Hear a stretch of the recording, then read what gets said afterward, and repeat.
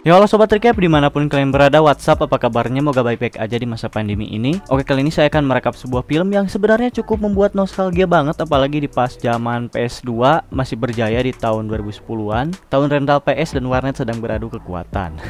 Tapi saya mau punya PS sendiri jadi aman lah. Film ini berjudul Mortal Kombat, tapi buat kalian yang belum nonton rekap film sebelumnya, boleh diklik di atas. Judul film yang direkap adalah Monster Hunter dan serulah menurut saya. Dan ya, kalian udah tau lah film ini temanya tentang apa. Game PS dong. Film ini dirilis tahun 2021, tepatnya tanggal 14 April, jadi masih sangat-sangat hangat pisan filmnya. Disutradarai oleh Simon McQuaid dan diperankan oleh artis-artis papan atas tentunya, dan juga aktor dari Indonesia yaitu Babang Jo Taslim yang berperan sebagai Sub-Zero atau si manusia kulkas portable. Jadi tambah banyak spoiler di awal. This is Mortal Kombat.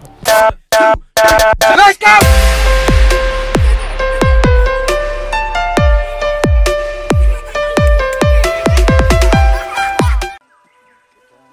Di awal film kita diperlihatkan dengan keluarga seorang ninja yang sangat hebat, dan ninja itu adalah Hanjo Hasashi. Hanjo dan anaknya sedang membawa air untuk istrinya yang sedang berkebun, dan tiba-tiba terdengar suara bayi yang menangis dari dalam rumah. Dan anak laki-lakinya Hanjo meminta izin untuk melihat adiknya. Dan sedangkan di luar, Hanjo sedang membisikkan kepada istrinya bahwa dia sangat bersyukur bisa memiliki istri seperti dirinya.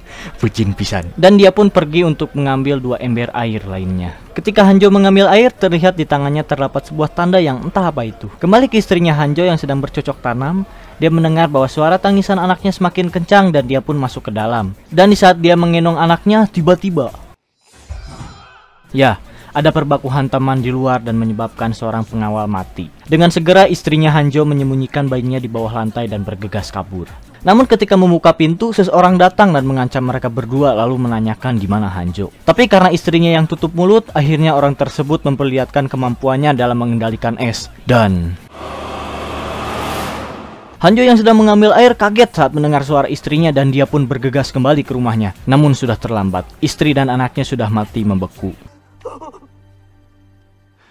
Saat Hanjo sedang bersedih akan kematian kedua orang yang sangat ia sayangi, datanglah anak buah dari si pengendali es dan perbaku hantaman pun dimulai. Dengan cepat dan juga mematikan, Hanjo membunuh orang suruhan si pengendali es. Tapi pertarungan belum selesai. Masih ada orang yang berdatangan dan perbaku hantaman pun ditombol resume.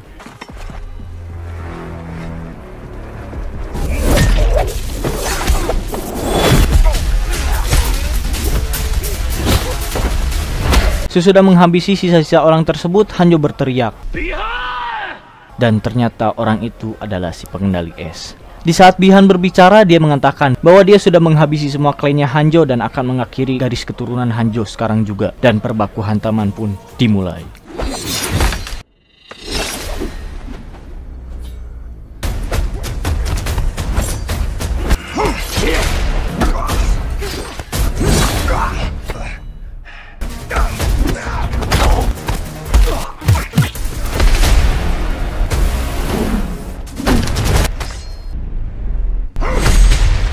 Namun di baku hantam tersebut, Hanjo kalah oleh Bihan dan mengatakan Bihan harus mengingat wajah Hanjo karena dia akan membalaskan dendamnya dan akan bangun dari neraka untuk membunuh Bihan. Beberapa jam kemudian, Hanjo yang sudah terkapar terbangun kembali karena mendengar suara tangisan anak bungsunya yang masih hidup. Namun akibat luka yang sangat parah, Hanjo pun meninggal tapi tubuhnya menghilang di telan api. Setelah itu pun hujan turun dan tiba-tiba ya, kalian tahu siapa dia? Dia adalah Raiden, PLN Portable. Lord Raiden pun muncul dari petir yang menyambar. Di saat Raiden muncul, dia membawa senjatanya Hanjo dan membawa bayinya Hanjo yang masih sangat kecil untuk dididik menjadi pejuang bumi. Dan setelah itu pun diceritakan bahwa Earthrealm atau bumi sedang diambang kehancuran. Dan jika Earthrealm kalah satu turnamen dari Outrealm yang merupakan dunia yang sangat barbar dan juga amat keji, maka bumi akan berakhir. Namun ada sebuah ramalan kuno yang mengatakan bahwa akan ada pejuang-pejuang baru yang akan bersatu di saat bangkitnya keturunan Hanjo Hasashi. Lalu scene pun berpindah ke dunia modern di mana ada seorang pegulat muda yang bernama Cole Young yang akan bertarung untuk $200 untuk setiap gulatnya. Dan kalau dengar gulat, ya pasti dong, perbaku hantaman pun dimulai.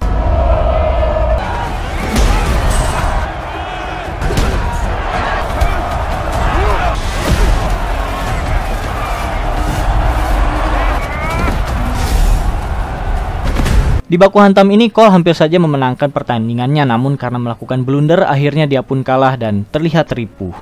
Lalu Shin pun berpindah ke Outrim, di mana di dunia ini hanya ada hamparan pasir dan sangat-sangat kering. Terlihat ada seorang petarung yang sedang berjalan menuju rajanya Outrim, dan dia adalah Shang Tsung, bukan Samsung tapi. Ini kalau salah nyebut maaf ya.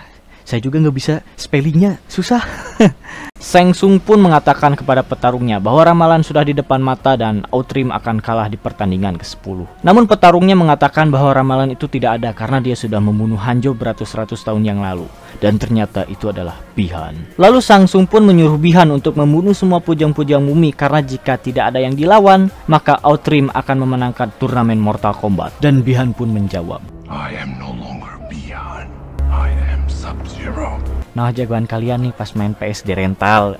Masih ingat kan? Lalu Shin pun berpindah kembali ke bumi di mana Cole sedang membasuh mukanya dan tiba-tiba ya, dia mendapatkan bayangan yang aneh dan dia pun keluar menemui anaknya. Di saat itu juga ada seseorang yang bernama Jack menghampiri Cole dan dia melihat bahwa Cole memiliki tanda naga di dadanya dan menanyakan bagaimana Cole bisa mendapatkannya. Anak Cole langsung menyahut bahwa itu merupakan tanda lahir yang dimiliki ayahnya dan mereka pun pergi. That dragon logo you got, I dig that, man. He was born with it. Well, ain't that something? Nice chatting with you. Ketika Cole dan anaknya sudah sampai di kedai makan, terlihat bahwa Jack mengikuti Cole dan mengatakan bahwa Cole mempunyai tanda naga tersebut. Dan setelah itu tiba-tiba salju pun turun. Cole yang menyadari hal tersebut langsung memberitahu istrinya. Namun istrinya mengatakan bahwa sekarang itu bulan Juli dan mana mungkin salju bisa turun di musim panas. Namun tiba-tiba salju itu pun menjadi kristal es dan ternyata itu adalah perbuatan Sub-Zero. Di saat Sub-Zero menyerang, Jack tiba-tiba datang dan menyuruh Cole menaiki mobilnya.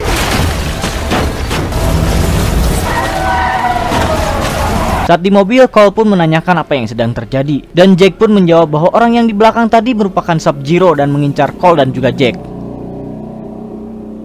Lalu Jack pun memperlihatkan tanda naga yang sama persis dengan Cole dan mengatakan bahwa itu bukanlah tanda lahir, melainkan orang yang terpilih untuk bertarung. Di saat Jack membelokkan mobilnya ke gang, ternyata Sub-Zero sudah berada di sana. Dengan berani, Jack pun menyuruh Cole untuk membawa mobilnya dan kabur dari sana dan Jack akan melawan si kulkas portable. Sebelum pergi melawan Sub-Zero, Jack mengatakan kepada Cole untuk menemui Sonya Blade di Indiana. Lalu Cole pun menuruti apa yang dikatakan Jack karena jika Cole ikut melawan Sub-Zero, istri dan anaknya akan berakhir seperti karuhunnya yaitu Hanjo. Dan perbaku hantaman antara Jack dan Sub-Zero pun dimulai.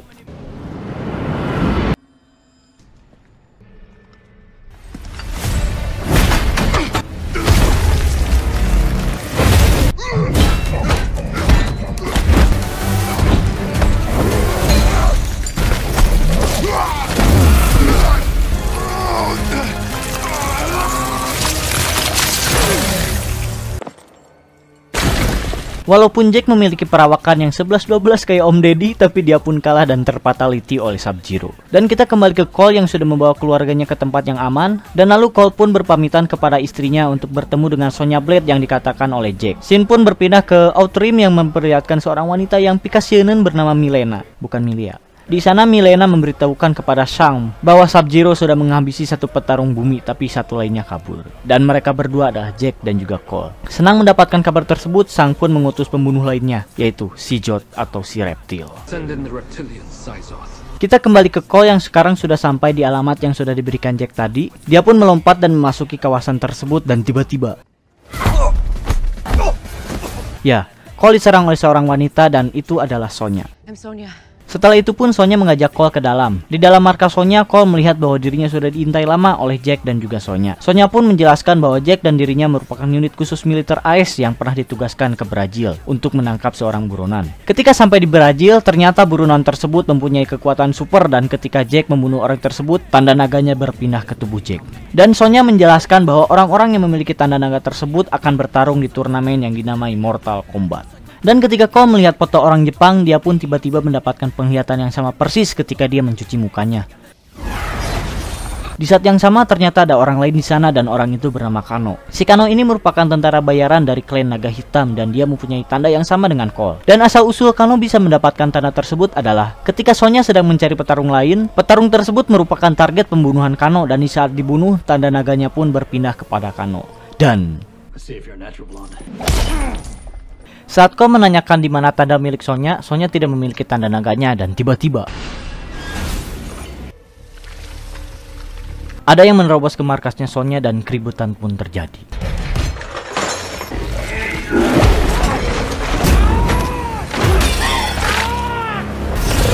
Dan sosok yang mengacau tersebut adalah Saijot atau si reptil. Dan perbaku hantaman pun dimulai.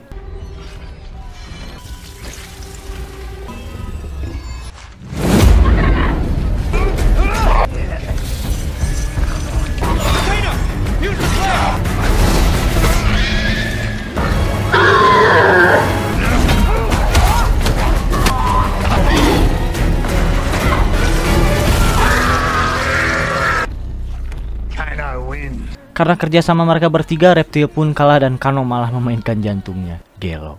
Setelah itu semua terjadi, penelitian Sonya dan Jack hancur sia-sia. Dan ketika Kano akan pergi, dia mengungkapkan bahwa dia akan pergi ke kuilnya Raiden. Namun Sonya menjawab bahwa tidak ada yang tahu lokasi kuil tersebut. Tapi ya, Kano mengetahui di mana letak kuil tersebut. Dan di saat Kano sudah keluar rumah, Sonya menawar Kano dengan uang untuk membawanya ke kuil Raiden. 2 million. 3 million. It's my final offer. Tapi ya, namanya juga tentara bayaran, pasti minta uang lebih dan Sonya pun menyetujui hal tersebut dan mereka pun pergi ke kuilnya Raiden. You're gonna give that guy $3 million? Fuck no.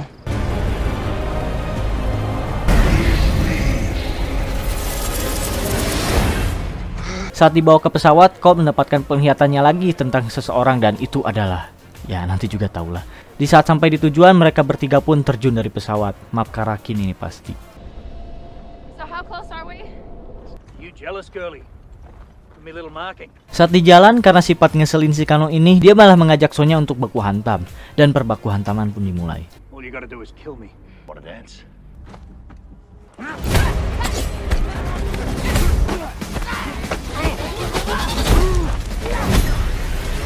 Sonya pun mengalahkan Kano dengan sangat mudahnya, tapi dia tidak membunuh Kano. Mereka pun melanjutkan perjalanan. Di saat perjalanan sudah jauh, terlihat ada seorang pemuda yang mendekati mereka bertiga. Dan di saat Kano ingin mengajak ribut orang tersebut, tiba-tiba.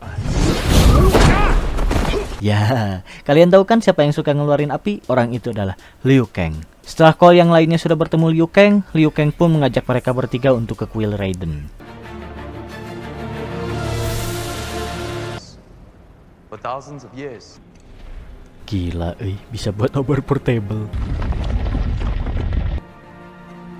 Sesudah memasuki ruangan, terlihat banyak sekali lukisan-lukisan yang menjelaskan sejarah Mortal Kombat. Dan di saat Cole melihat lukisan dua orang yang sedang bertarung, dia melihat lagi penglihatan itu.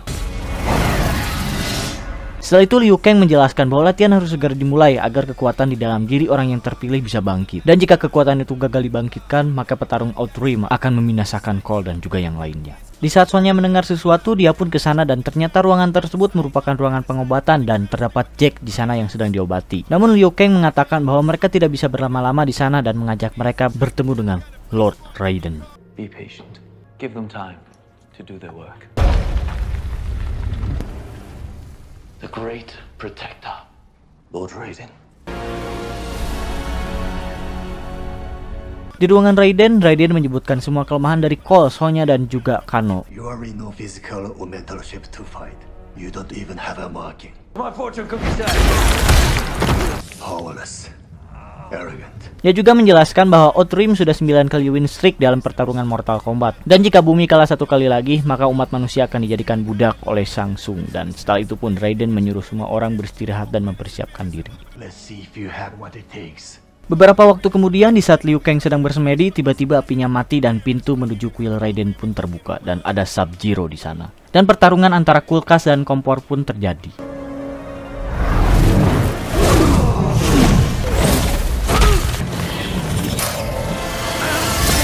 Di saat Sub-Zero akan menghabisi Liu Kang, tiba-tiba datanglah seseorang dengan topinya dan dia adalah Kung Lao. Namun Sung Sang pun datang dengan Mileena dan memojokkan Kung Lao dan juga Liu Kang. The time has come to end this. Silence!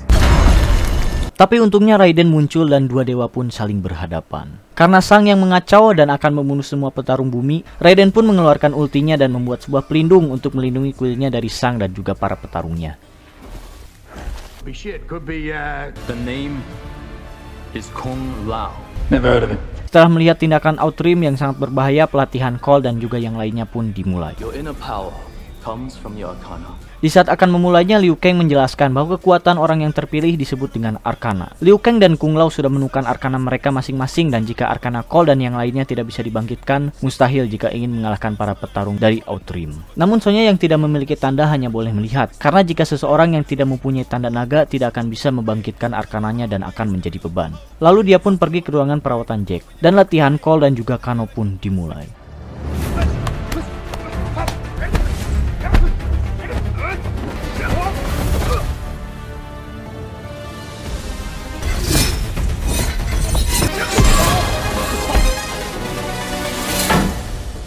Dan Cole pun kalah dari Kung Lao. Ya jelaslah kalah, untung Kung Lao nggak pakai jurus sunatnya. Kebayang si Koli Fatality sunat kan edan. Lalu pertarungan antara Kano dan juga Liu Kang pun dimulai.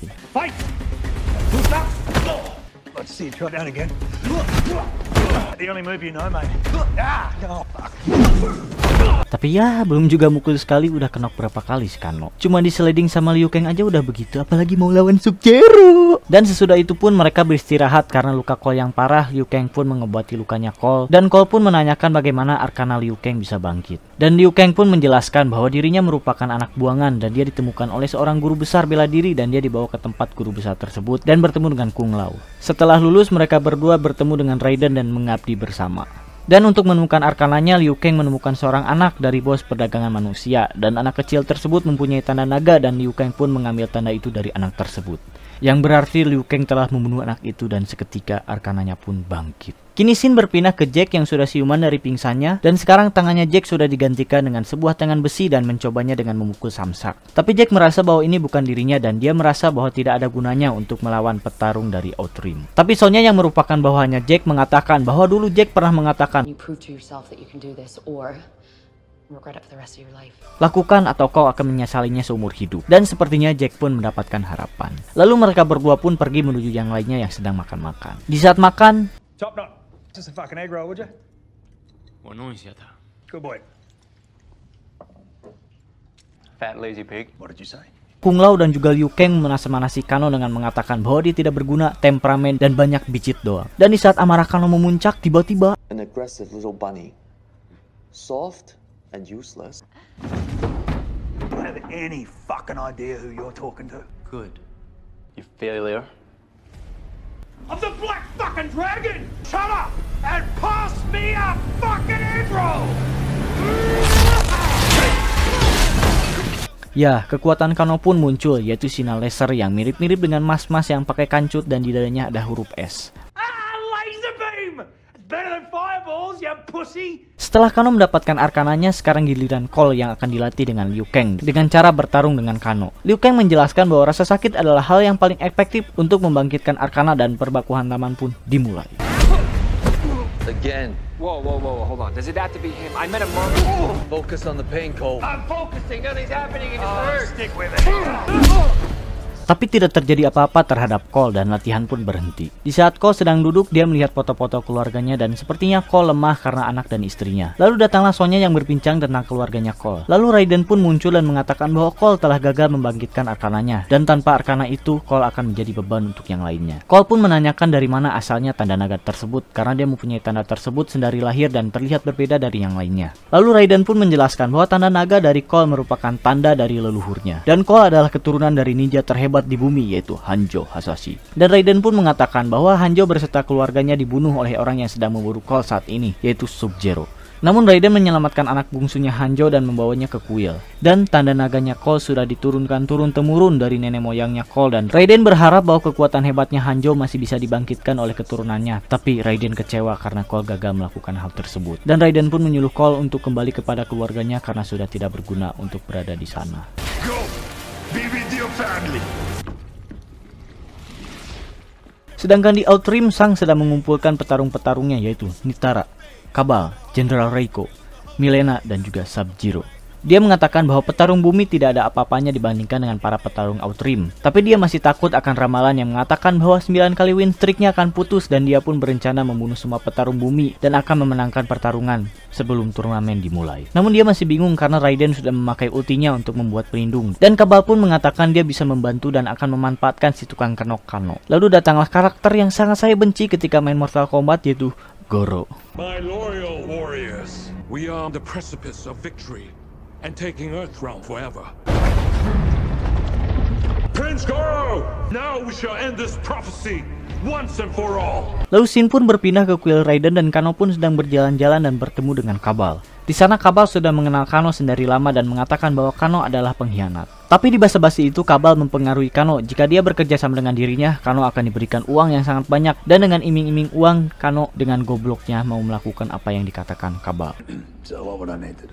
Kita berpindah ke kediaman Cole. Dan tiba-tiba ada sesuatu yang bergetar dan Cole pun memeriksanya.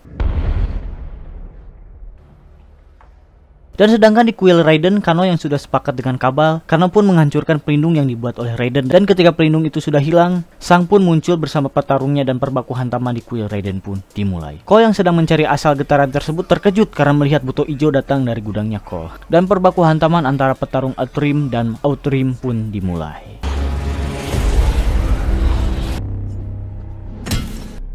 The undoing of the prophecy has begun.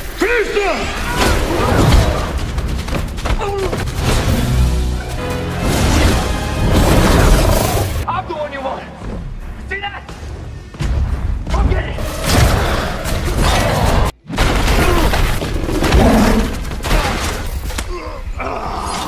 Save your breath, then.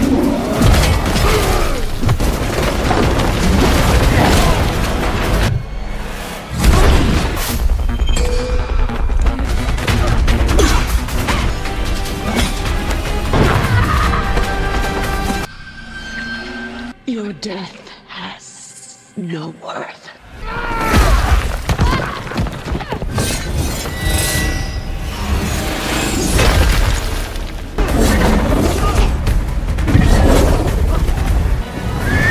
Now destroy him, my beauty.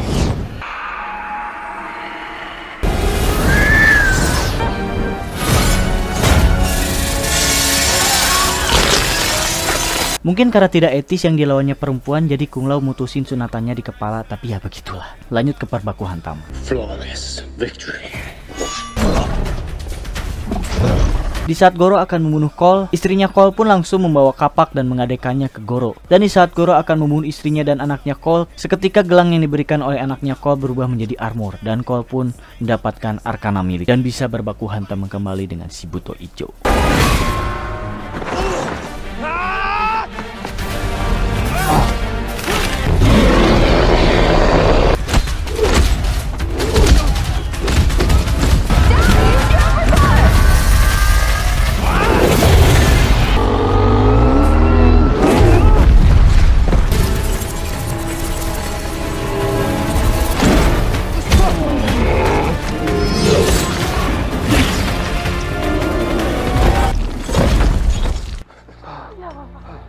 Lalu Shin pun berpindah ke Jack yang sudah bangun dari pingsannya dan mencoba mengangkat batu yang menisaunya. Namun karena batu yang terlalu berat, Jack pun bingung dan di saat itu juga lengan Jack berubah dan sepertinya arkana Jack juga sudah bangkit.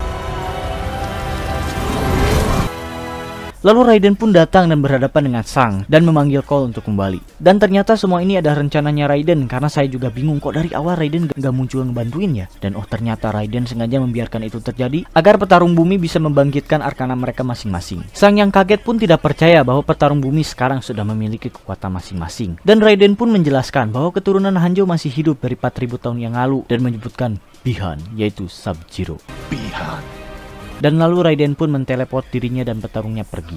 Namun teleportasi Cole berhasil digagalkan oleh Sub-Zero dan ketika Sub-Zero akan membunuh Cole, Kung Lao pun datang. Tapi tiba-tiba Sang membawa Kung Lao dan akan menyedot jiwanya Kung Lao. Liu Kang yang sedang bertarung dengan Kabal mendengar suara tersebut dan lari ke sana. Namun Liu Kang telat dan melihat jiwanya Kung Lao disedot oleh Sang dan Cole pun membawanya untuk diteleportasi. Sekarang Raiden dan semua petarung bumi berada di dunia Void, dunia pembatas antara bumi dan juga dunianya Raiden. Liu Kang pun menyesal atas kematian Kung Lao dan mengatakan jika salah satu dari mereka mati, maka salah satunya lagi harus mengikutinya dan mati bersama. Jack pun menanyakan kenapa Raiden tidak menyelamatkan Kung Lao dan Raiden pun menjawab bahwa dewa tidak boleh terlibat perang dengan dewa lainnya. Dia tahu bahwa tugasnya untuk melindungi bumi, tapi dia tidak bisa menyelamatkan setiap jiwa di dalamnya. contohnya ya Hanjo. Lalu Cole pun mengatakan bahwa semua ini belum berakhir, bumi masih bisa melawan. Lalu Raiden pun memberikan sebuah senjata kepada Cole, yang dimana senjata tersebut terdapat darahnya Hanjo, dan Raiden mengatakan jika Cole menggunakan senjata tersebut, rohnya Hanjo akan ikut bertarung bersama Cole. Setelah itu pun Cole menjelaskan rencananya untuk memisahkan setiap petarung Outream, dan petarung bumi akan menghadapi mereka secara by one atau 1 versus 1.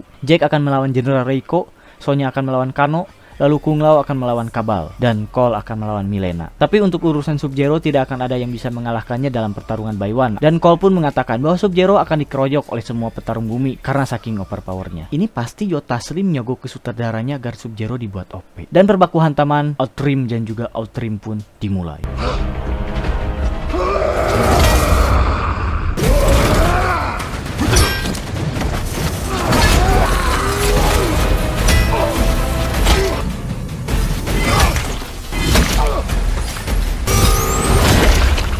Yeah, these motherfuckers work.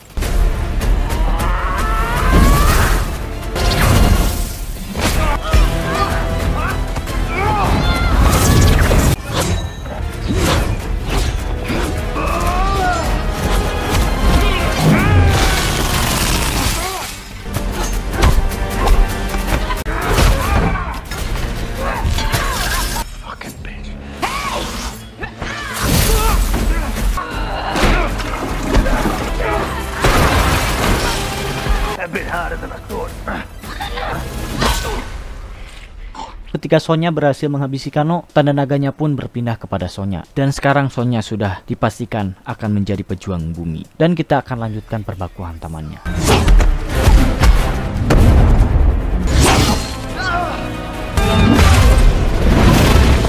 What the fuck?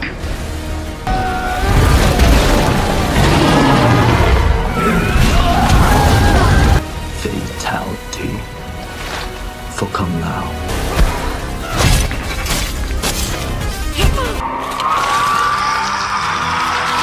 Di saat Milena memperlihatkan wujud aslinya, Sonya pun datang dan berhasil menghabisi Milena. Setelah itu Shin berpindah ke istri Cole dan juga anaknya yang sedang bersiap-siap pergi. Namun Sub-Zero pun datang dan menculik keluarganya Cole. Lalu Sub-Zero pun pergi ke lokasinya Cole dan memperlihatkan gelang milik anaknya, dan Cole pun pergi mengejar Sub-Zero. Dan perbaku hantaman pun dimulai lagi. The Hasashi bloodline will end.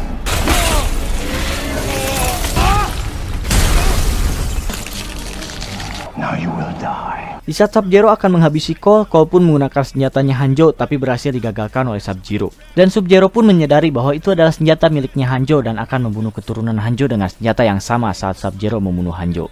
Namun tiba-tiba Get over here. ya, Hanjo pun datang dari neraka untuk membalaskan dendamnya, dan perbaku hantaman antara Scorpion dan juga Sub-Zero pun dimulai.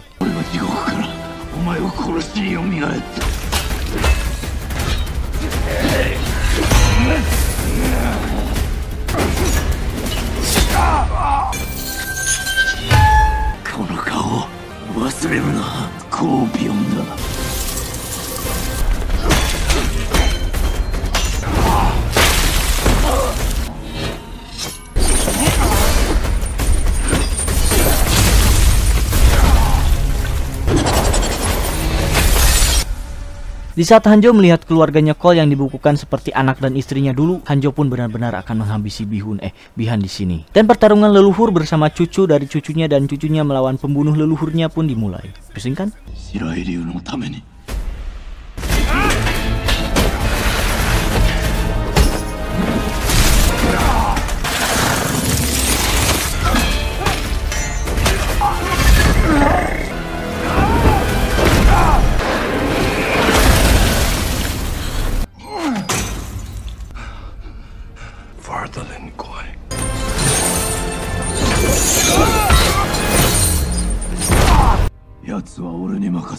Dan setelah Sub-Zero sudah kelelahan, Hanjo pun mengatakan,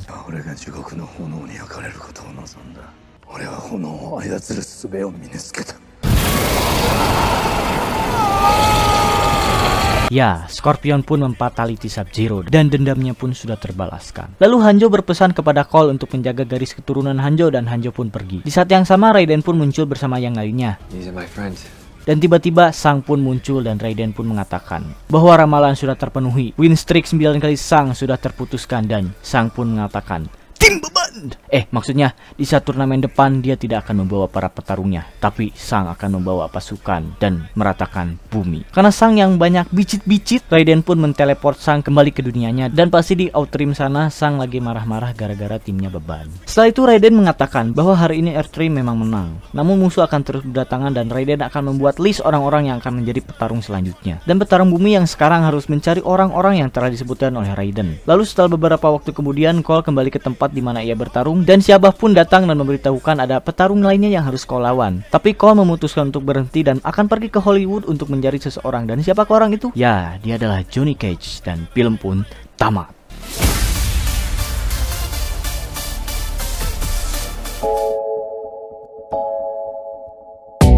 Gimana? Edan kan filmnya? Untuk filmnya sendiri buat saya sih sangat-sangat worth it buat ditonton, apalagi buat kalian yang udah tahu apa itu Mortal Kombat, dan tentunya sangat-sangat chillhood banget gamenya, apalagi ketika main sama temen terus lawan Goro di PS2 dan teman kalian malah beban, ya kan? Ingat kan? Pengalaman saya pribadi.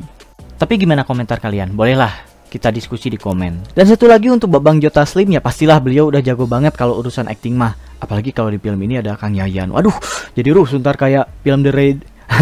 Oke, segitu saja buat hari ini. Terima kasih mau dengerin kicauan saya. Dan untuk mengganti biaya ngedit dan juga ngedubbing seperti biasa, jangan di skip iklannya. Oh jelas dong. Stay healthy people di masa pandemi ini, jangan sampai kena si korosit, dan bye bye.